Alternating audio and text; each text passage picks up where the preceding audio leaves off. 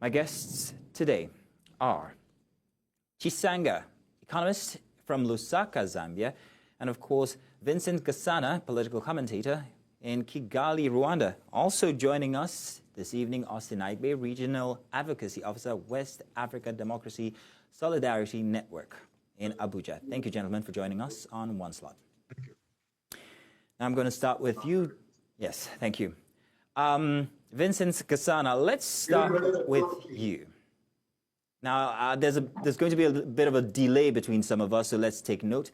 But that aside, Vincent, starting with you, from Rwanda's perspective, I'm wondering, does this ruling create the impression that political commitments from powerful West African governments, or Western governments rather, are only reliable until the next election cycle? Well, let me just correct the, I am a journalist, not a dual commentator in politics, but I'm a journalist. Corrected. What impression is created in Rwanda? Well, Rwanda hasn't said a great deal about it. And when you say what impression is created in Rwanda, it hasn't raised that much debate in Rwanda at all. But I would imagine that your question is fairly fairly apt, in the sense that Rwanda made a perfectly agreed scenario where the government of the UK would do X things, and the nature of the political party changed, but the agreement was with Britain, and Britain essentially reneged on that argument. I think the thing to consider is what is lost and what is gained here. Yes, Rwanda may lose some money because even going to litigation does cost money. But what it gains is that it is a nation that abides by whatever agreement it signs. It is a nation that stands by its sovereignty and insists that those agreements are respected by others. And what does the UK gain? Well, the UK gains not spending £100 million, but it loses much more than that, because for a country of the UK's GDP, 100 million is not a great deal. And it really should not have allowed this case to have gone to litigation. From what we know of the Rwandan government, they would not have gone to litigation before having sensible conversations with the UK government. I mean, clearly, they found deaf ears in the UK government, and they were forced to go to litigation. What the UK loses is the perception that you can't trust what they say, that the next government might simply just decide, well, that was that, and we are different individuals, even though we're the same country. So for a country like the UK to put itself in a position where it loses that kind of trust, it's a huge loss that would have been worth more than £1 million. So one remains a little bit curious as to why the UK didn't simply just pay it.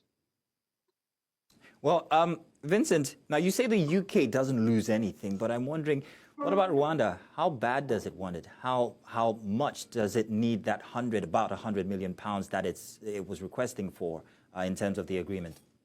Vincent, that's for you. All right. If Vincent can't hear us, let's move on now to Austin. Austin, so supporters of the ruling argue that democratic elections must allow governments to change direction and also abandon policies voters reject. Do you agree, or does that risk weakening trust in international agreements? The truth of the matter is that it does not at all impact on an international agreement, international relationship. It is, you see, there's what we call continuity in government, but there's also what you talk about campaign promises. It was obviously clear, in my opinion, that the Rwanda authority, if they had followed up that elections in the UK that saw Kestama's winning in that election in 2024, the writings were so clear. there were a lot of citizens who didn't agree with that policy. Don't forget there was also Supreme Court judgment that talked about some form of human rights abuse in terms of moving people from the UK to Rwanda. And for me, someone living in Nigeria and following that trend that year, I didn't quite like the policy. It may benefit Rwanda, it may benefit the UK, but there's a human rights aspect of it. If you don't want somebody in your country, return the person back to where it's coming from. Do not send the individual to another country. And in any case, part of the argument then was that, which is the court that argued, that you are sending people to Rwanda and that Rwanda is not literally a safe country because we know the issues around the neighbors of Rwanda. And even though Rwanda is safe as it were, but the neighbors, the neighboring, the areas where Rwanda state is situated is not that safe. So if somebody is coming from a country, for instance, let me use Nigeria as an example. Someone is living in Nigeria, maybe because of insecurity or whatever reason, he wants to seek asylum in the UK, and on arrival, you said it's what an illegal movement. When you send that individual to Rwanda, he doesn't even know where he's going to end up in. So my point is simple. Even if you look at the agreement, it was an MOU and it was a non-binding MOU. Even though the Prime Minister at that time had taken the matter to Parliament and there was some form of parliamentary support, but it goes beyond parliamentary support. The Starmer's campaign that was going to scrap it, and it was clear was going to scrap it. If you look at what's happening in the US today, when Donald Trump came, part of the campaign was going to scrap all of the things that, including immigration policy of Joe Biden, and it did all of those. So campaign promises, this debate, you have to listen to them because this is international politics.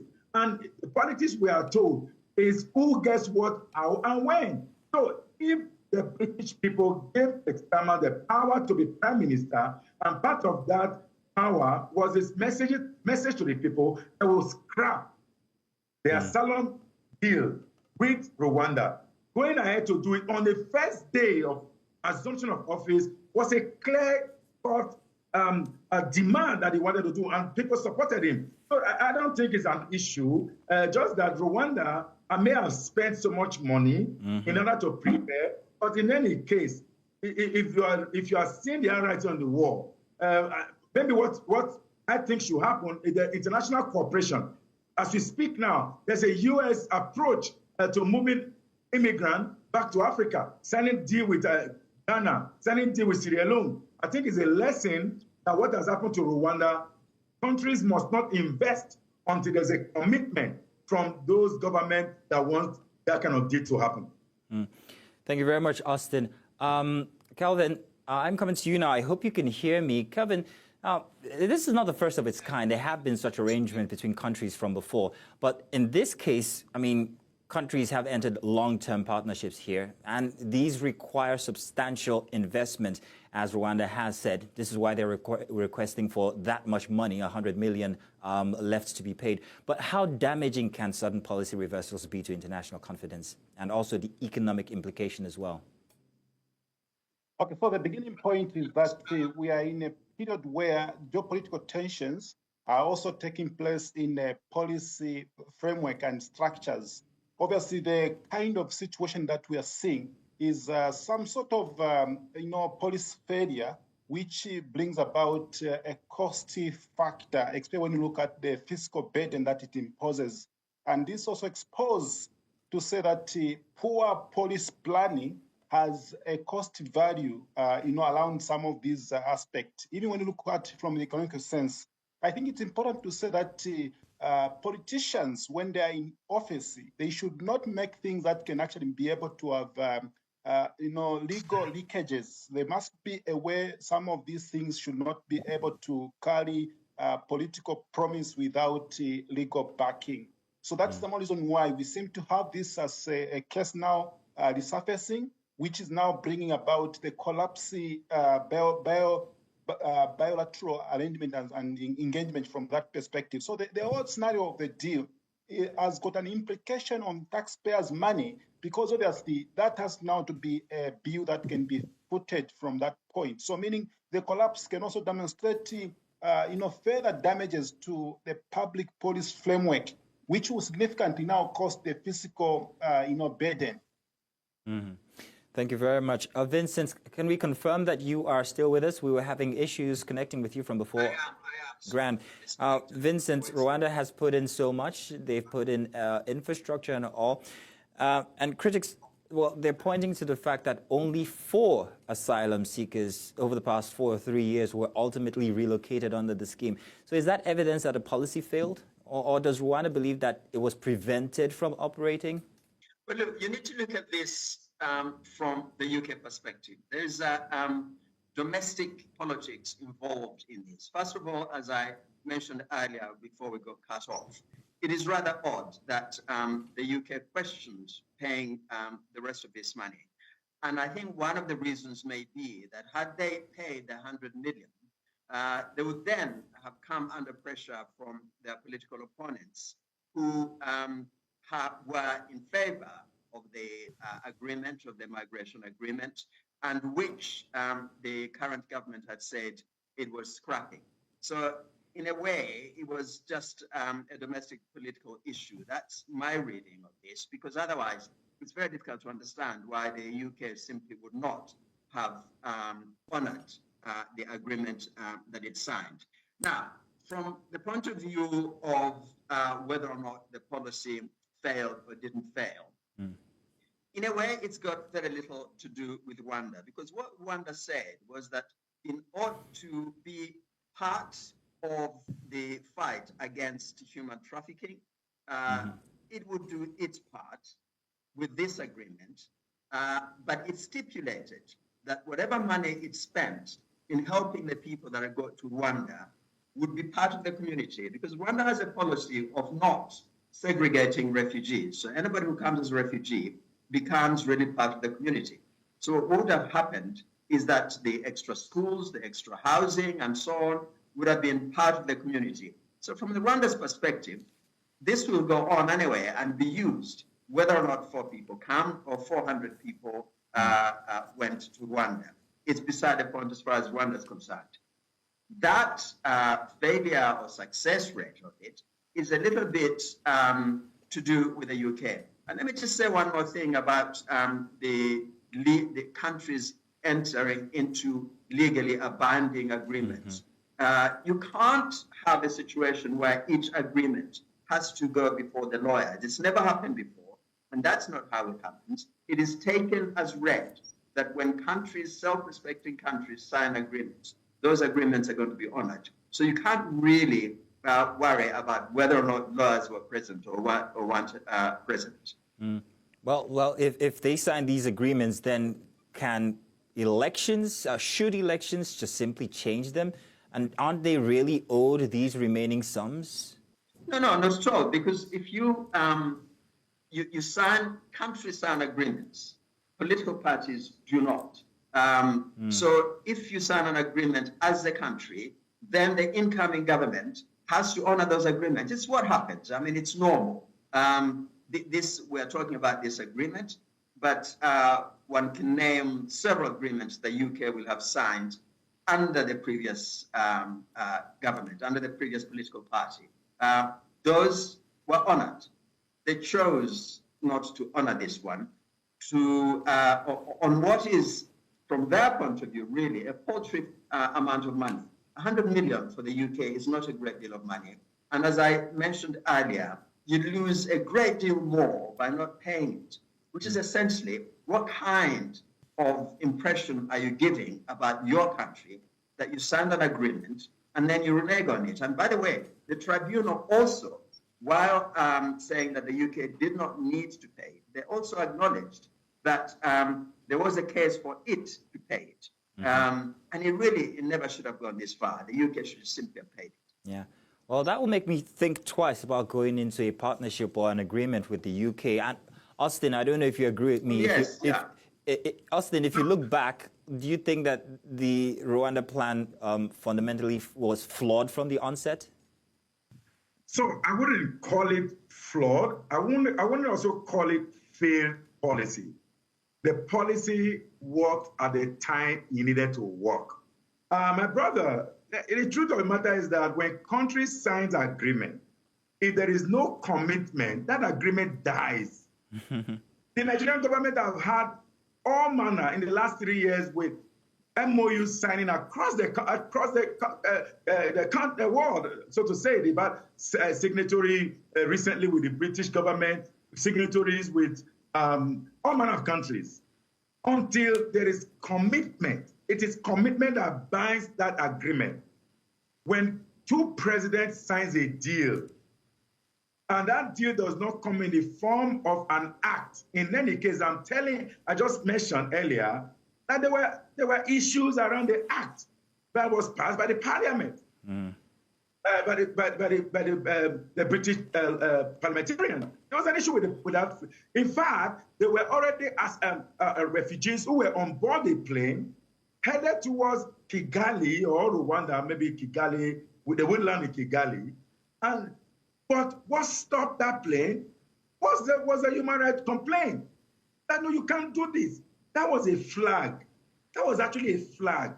Internationally, you would have read the handwriting on the wall. Number one, the support wasn't there talking about domestic policy. There were issues. So I'm not supporting illegal immigrants heading towards everywhere. I'm not supporting it. But however, you deal with it based on international law. The refugee, the UNHCR also criticized that movement. They criticized it. So there were already international cooperation, international debate around that deal.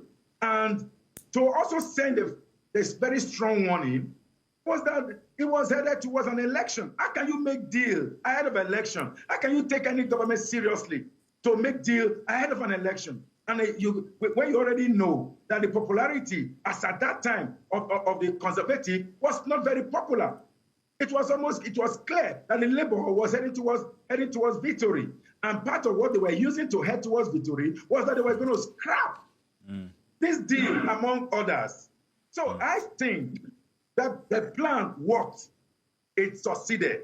But the good thing about Rwanda is that they will always make use of whatever they've done. I think it was for the purpose of reparation that you committed us to do this. However, we are going to go to court, and the court has not settled it. I do agree with the court. Nigerian government cannot go and agree with America today and say we are bringing 5,000 returnees from the United States. We are going to give you 5 million or 5 billion US dollars, and then Nigerian government hurriedly go ahead to build all manner of things without commitment. That MOU is nothing but mere signatory without Austin, I hear you there, Austin. I hear you say that they will use it after all. Hey, it is in Rwanda, and they could use it for any other, as any other facility, but they might as well get a couple of extra bucks while they can out of the agreement, is my take. But Kevin, you are a diplomacy guy. From a policy efficiency standpoint, Kelvin, how do governments justify spending such huge amounts of money, hundreds of millions of pounds in this case, on programs that achieves absolutely nothing? Okay, so policy credibility is one such an important economic asset considered in the public resource or public finance. And obviously, when you see some frequent reversals, this can undermine public confidence and also can weaken the perception of effective governance. So it's important to look at how best the government can balance up political ambition with fiscal responsibility, because that is a very important aspect that needs to be there, because the policy itself should give birth to value for money and sustainable policy outcome in terms of expectation from the public. And this clearly highlights also the elements to say that whenever, even if it's head of state and head of states, meeting to make the agreement in the form of MOU, there must be an importance of evidence-based research, meaning the policy should go through some defined value in terms of trying to make sure that when it goes to the policy-making decision stage, there must be a way it has been evaluated and consulted very widely from that perspective. Meaning, even when it comes to legal feasibility assessment should be put right in place, there must be a robust cost-benefit analysis as well. So it's important to look at policy framework from all angles of sensible and informative sort of base. It should cultivate a good objective result at the end of it all. It should not just come to pass as a political ambition. It must be able to bear, some of the end user factors that we should be able to cultivate from that point. Kelvin, I don't know if you agree, but first off, before I further on, I am still confused exactly how this was supposed to deter human trafficking. But if the UK courts had not intervened at the policy and the policy had been allowed to operate fully, do you think that this would actually have been a great model to help deter human trafficking? Well, to some levels, yes, because the whole scenario here is that UK and Rwanda had made a substantial arrangement to make sure that they help or they work hand in hand in terms of trying to develop a system for integration. So this basically brings about an aspect of a greater effect in terms of socio-economic impact, except when it comes to, of course, if you've got a massive population coming from Africa, that could have easily integrated into the system. And much to this also, if you look at the Rwandan government, they were basically cultivating a resource for their budget implementation aspect. And that also would have helped them to change the narrative in terms of budget implementation processes. So it's from that background. And again, also it's creating a deeper foundation of integration between UK and Rwanda in terms of creating that socio-economic linkage that should have been able to cultivate from there. Vincent, do you agree here? Because I thought that perhaps maybe from source it would have been the best way to deter human trafficking, not from after they've made it all the way across the pond over and then bring them back to Africa. Plus, these might not even be people indigenous to Rwanda at the end of the day. Well, before I come to your question directly, it is important, I think, to be clear about what this means and what has happened here, which is, in essence, I think one of the colleagues there talked about government having a commitment. The signature is always a commitment. And it really doesn't matter whether you do it 5 minutes or 5 years before an election. That signature is all important. And the other important thing to bear in mind here is that we have to be fairly blunt about this. I think Western nations assume that when it comes to relationships with African nations, they have the upper hand and they can do exactly what they wish, including doing something as unheard of as this, which is essentially for a country as, fifth, sixth largest economy on the planet, a lot of soft power like the UK, to do something as unheard of as renege on an agreement on over a mere 100 million pounds, which for them is not a great deal of money. So that's huge.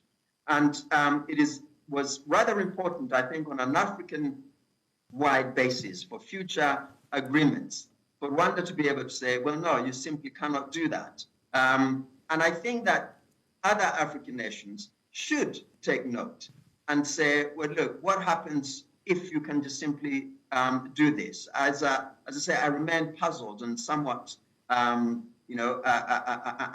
somewhat surprised that the UK took it this far. But Rwanda definitely should have done, because essentially it's saying you simply cannot take this as lightly as you think that you can. It is a question of standing up for your sovereignty. And I think this should resonate right across the African continent. And I think somebody mentioned a little earlier, I don't know what the inward thinking within the Rwandan government is, but I would imagine that the next time the UK comes with a suggested agreement, they're going to think twice and say, well, look, let's make sure that belts and braces and everything is locked down before we go ahead, because look what happened last time.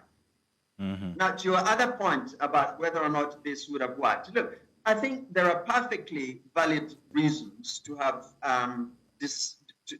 opposed that agreement. But it's also important to understand why Rwanda entered into this. Rwanda entered into this as part of its global responsibility to do something about human trafficking. Now, human trafficking is across the world. Now, a lot of people would have wanted to go to a rich nation, a highly advanced nation. If they had come to Rwanda, they would have had their human dignity respected, and many probably, almost certainly, would have prospered. They would have been part of the community, entered into business, went to education, and so on. These are young people who basically had their lives ahead of them, or who have their lives ahead of them, and have various aspirations. They'll be perfectly happy to do that in Rwanda. But in their minds, they want to go to a rich, advanced nations. So in that sense, saying to them, you can't come to a rich, advanced nations may be a deterrent. And they may create the impression that somehow they're being hard done by. But obviously, as some, by the way, right as we speak now, there are a number of people that being looked after in Rwanda, from Libya, for instance, where we had the awful spectacle of the slave market. And Rwanda agreed to have a transition arrangement. And these people are prospering perfectly well in Rwanda, including there is now a school for Afghan young women who are unable to get educated in their countries. They are prospering perfectly well in Rwanda. And you've got a medical student from Sudan who, because of the conflict in Sudan, could not study in their own country. They're prospering perfectly well in Rwanda. From Rwanda's perspective, you've got all of these highly motivated, energetic young people, some of whom may decide that, well, this is a nice place and they want to stay, and they'll bring their talents to the country. And they also hold on to their principle, which is, a lot of Rwandans, and including within the leadership, were refugees. So the policy in Rwanda is never to turn away other refugees, and when they do come, to treat them as part of the community. Now, people who have their imagination captured by the idea that they might go to the United States or the Europe and find pavements made of gold, will probably see this as a deterrent. So in that sense, it might have worked as a deterrent, but really it never would have stopped human trafficking. This is a $1 billion crime. Well, Vincent, I don't know if you've met a frustrated Nigerian before, but I don't think that's going to deter him. I think. No. But tell you what, gentlemen. Tell you what, gentlemen. Let's take a break. We'll be back to talk about that when we get back. Do stay with us.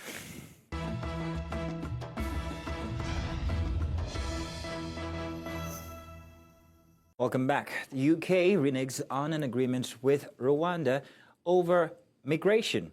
And somewhere in there, the word externalization has become bandied about. And today we're discussing this.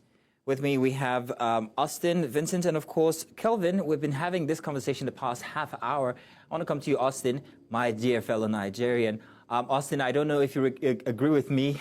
I don't think Vincent has seen a frustrated Nigerian. Otherwise, he'd know that that might not deter them. In fact, there are people who have tried these migration routes over and over and over again.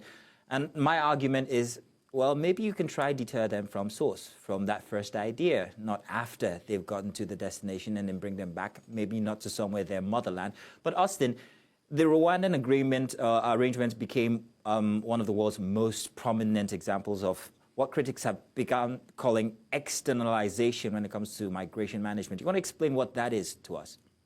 Build up a base like you was talking about. You build up a base to stop people from crossing over this, particularly the Mediterranean Sea, for instance. We have seen countless of people whose boats have capsized and they had to die, and all of this keep reoccurring. and people kept going. It means that no one is afraid of death. I mean, previously, I've been to Kigali. I've been to Kigali twice. I've had this conversation, and I know I have friends. I mean, I live in the US a few years. So to be candid, immigration is part of human existence, or migration, sorry. Migration is part of human existence. Historically, look at it from the biblical days, and I mean from before Christ, BC, they've always been that movement. However, because of maybe profishment, poverty in certain areas, or due to globalization, etc., this movement has now become very rampant. Why don't you deal with a local nuance rather than pushing the settlement to another country?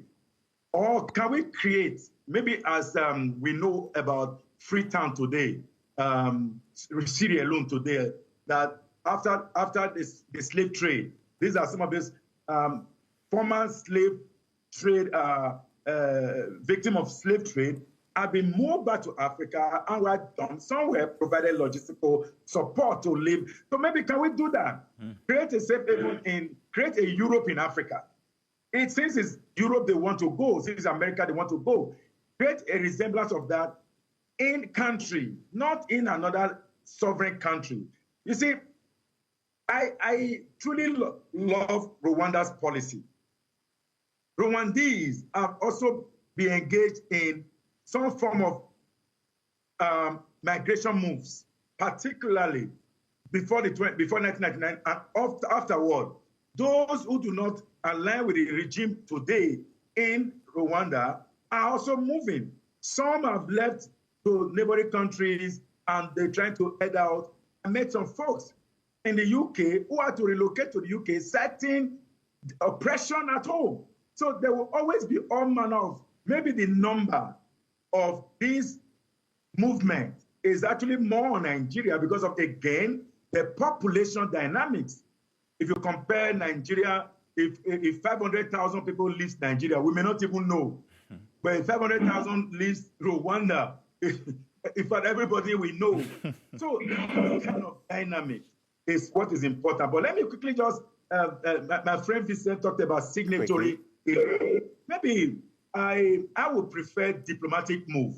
The solution to this imbroglio will be for Paul Kagame, respected president of the world, waiting until someone in the Conservative Party emerge and go renew that partnership, renew that conversation, and maybe because the deal was signed with that party, they may end up paying part or paying all, or continue with the policy.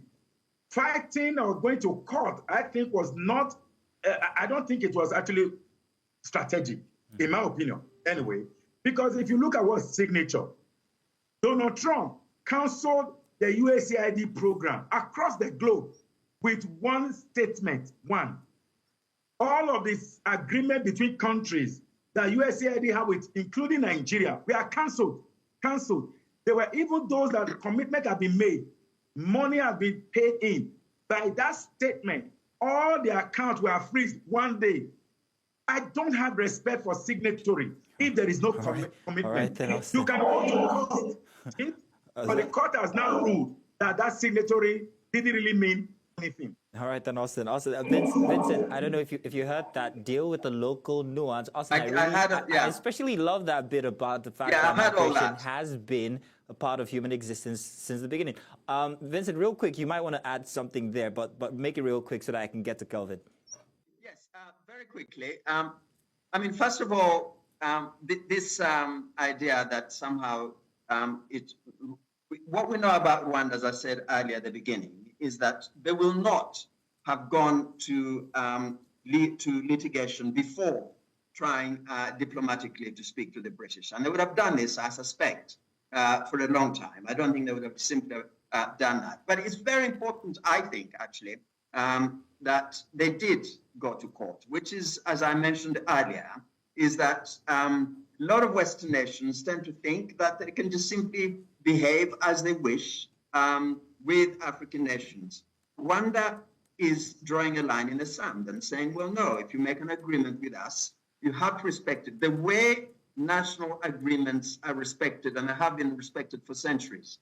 It does not ever require the lawyers. Now, let's get to your question of the externalization of these things. I think you're absolutely right to draw attention to that. It is important in a sense that if migrants arrive at your coast or at your door or at your frontier, the responsibility is yours. It is not someone else's responsibility.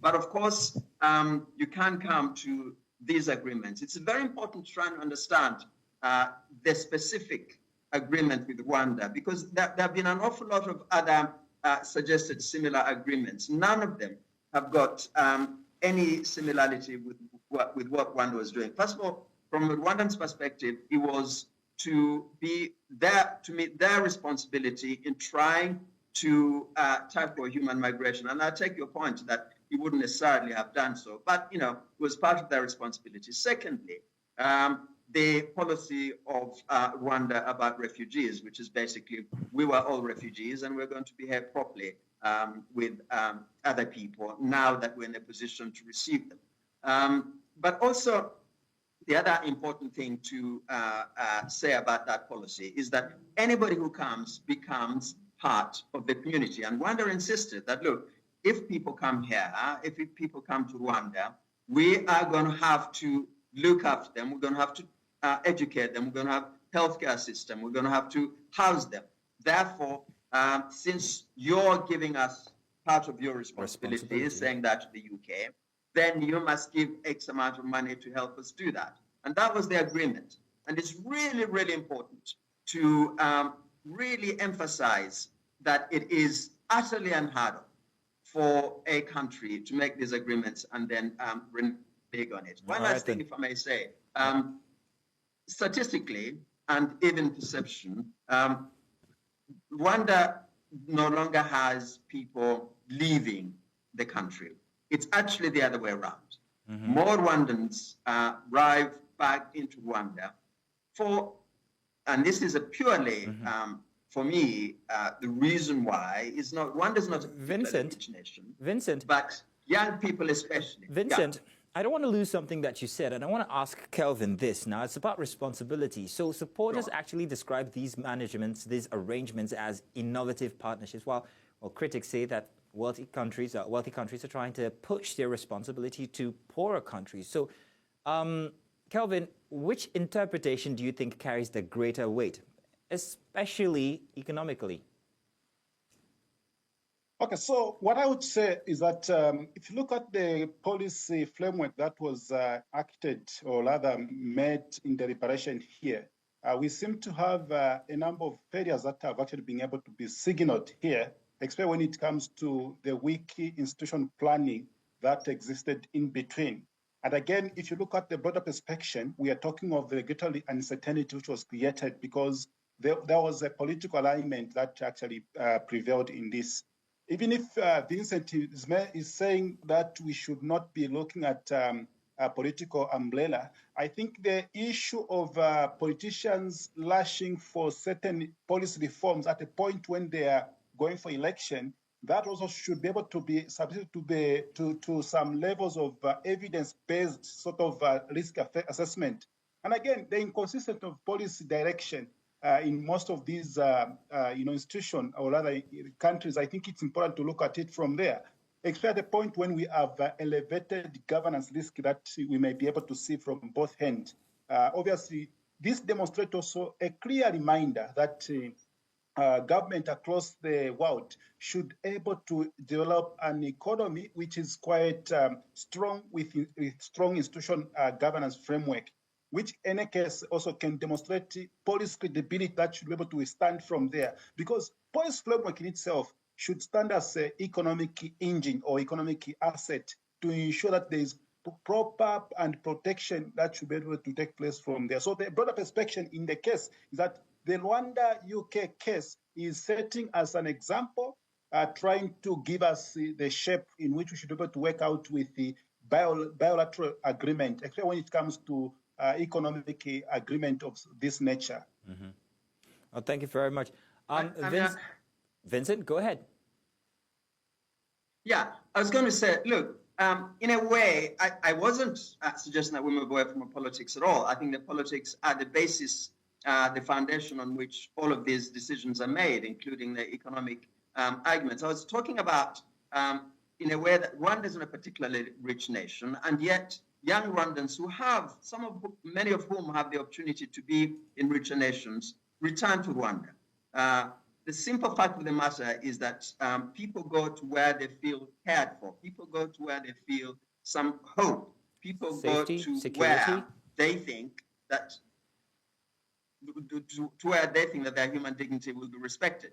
Now, and let me your question was, are richer nations just simply pushing their responsibilities to poorer nations? To such an extent, of course, they're trying to do that. And they're trying to do that not from an economic perspective, but from a political perspective. And if you look at the UK, for instance, there was an awful lot of domestic politics involved. But from the poorer nations, what they need to do, I mean, they have to understand their sovereignty, why they're accepting or not accepting. And that's why it's important, as I said earlier, to see the stipulations that Rwanda put on this agreement. They felt that it was incumbent upon them to be part of the answer on stopping human trafficking and global illegal global migration. But they had their own stipulations, which is basically, in order for us to meet that share of our responsibility, we need from you this and this and this and this. We're going to work together. So, in answer to your question, really, as long as the poorer nations are aware and stand by their own sovereignty, and they know exactly what they need for their society and what they want for their society, and that is all about politics, it really isn't about economics, then these agreements can work. And let me finish again by emphasizing that it really doesn't matter about elections. I mean, once we must understand what this means. For centuries upon centuries, ever since nation states were created and ever since they were established, an agreement signed between countries is sacrosanct. And you simply cannot decide that, well, we change it because we've got different faces within the country now, the government of the country now. I mean, we've got agreements that have been standing for more than a century. Vincent, we're almost out of time, but I wanted to ask one last question. Austin, I don't know if you agree. I see a two-tier asylum system where rich countries retain control, but poor countries absorb the consequences. Do you agree with me? And maybe all three of you could answer this as our final question. Austin? I don't agree. I do not agree. You see, when we talk about rich countries, maybe the global north. So part of what the EU are trying to do was to try to support the global south to deal with issues that are motivating that movement of people. And again, in Africa, we just signed a deal of the Africa Continental Free Trade and Free Movement Agreement. Free movement is an essential requirement of our livelihood. So to shut down people from moving is to actually to create a new world. And that new world will create a level of illegal migration, and that's what we're facing. Indeed, that's what it seems like. That's what the problem is I have to cut you there. My apologies. Like I said, we're running out of time, but I wanted to ask one last one. What lessons can nations gain from this collapsed agreement? Kelvin, you go first. Please keep it summary. Okay, so the first thing is effective policy framework should require a cost-benefit analysis. Then secondly, we need to look at legal flexibility assessment and ensuring that also we assess the political risky factors as well. Then lastly, we need to look at the long-term sustainability projection. Thank you so much. Thank you. Austin, real quick. Quick one, we must learn from the Rwanda example. Your first question was really important. Sorry. Did you ask me? No, I had asked Sorry, Austin. your first question. But go ahead. I see. I beg. Okay, your first question is hugely important. The answer to it is yes. They will do that if foreign nations allow them to do that. Yeah. And that's what makes Rwanda's decision to go to court really important. All right, You've got then. to make sure that they understand they can not simply walk all over you. And the lesson to learn from this is basically understand what is good for you first before you enter into these agreements. Well, Vincent, finally, you and I agree. Austin, what Yes, lessons there you do go. nations learn, please? The lesson I have mentioned before is clear. Countries, particularly Global South, must know that there is no true trust between the Global North and the Global South. You have to be very critical when engaging in diplomatic signatories. No trust. In fact, I recommend a book to you written by Aisha Osori. Love does not win election. Love does not build diplomacy. It is technicality. Thank you. Gentlemen, thank you very much. Kelvin Chisanga, economist, and of course, Vincent Kasanga, and Austin Aigbe, Regional Advocacy Officer here in Abuja. Gentlemen, it's been a pleasure having this conversation with you.